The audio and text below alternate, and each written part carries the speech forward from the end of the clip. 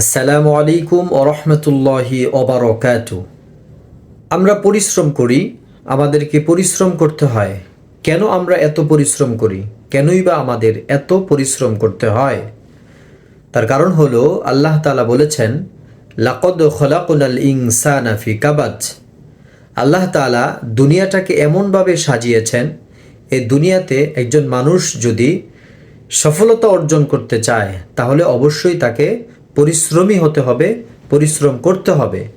পরিশ্রম করার মতন একটি যোগ্যতা দিয়েই আল্লাহ তাআলা মানুষকে সৃষ্টি করেছেন। সেজন্য মানুষ পরিশ্রম করে, কঠোর পরিশ্রম করে। যে যত পরিমাণ সঠিক পদ্ধতিতে পরিশ্রম করতে পারবে আল্লাহ তাআলা তার সফলতা ততই দান করবেন। ছোট্ট একটি ঘটনা বলবো পরিশ্রমের। ফাতেমা রাদিয়াল্লাহু তাআলা আনহা একবার জানতে পারলেন বিশ্বনবী সাল্লাল্লাহু আলাইহি ওয়াসাল্লামের কাছে কিছু যুদ্ধবন্দী বাদী এসেছে। এই সংবাদ জানার পরে ফাতেমা রাদিয়াল্লাহু তাআলা আনহা বিশ্বনবীর নিকট আবদার করলেন, আবেদন জানালেন, আমি সারাদিন পরিশ্রম করার কারণে ক্লান্ত হয়ে পড়ি। যদি আমাকে একটি বাদী দেওয়া হতো তাহলে আমার কিছুটা উপকার হতো, আমার সাংসারিক কাজের মধ্যে সে আমাকে সহযোগিতা করত।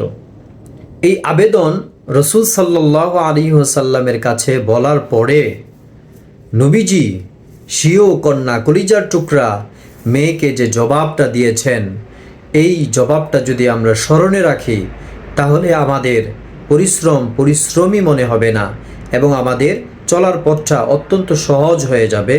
আমাদের পরিশ্রম করাটাও আমাদের জন্য অত্যন্ত সহজবোধ্য হয়ে যাবে।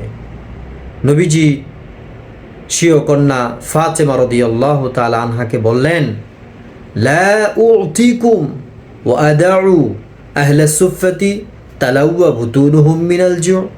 তুমি সারাদিন পরিশ্রম করার কারণে ক্লান্ত হয়ে যাও, সেই জন্য একটি বাদী কামনা করছো, আমার নিকট চাচ্ছ, আবেদন করছো।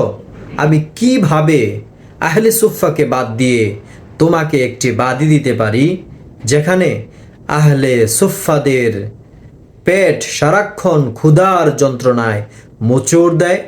না, আমি তাদেরকে বাদ দিয়ে তোমাকে বাদী দিতে পারবো না, বরং আমি তোমাকে আমল শিখিয়ে দিতে পারি, যে আমলের মাধ্যমে তুমি তোমার ক্লান্তি দূর করতে পারো।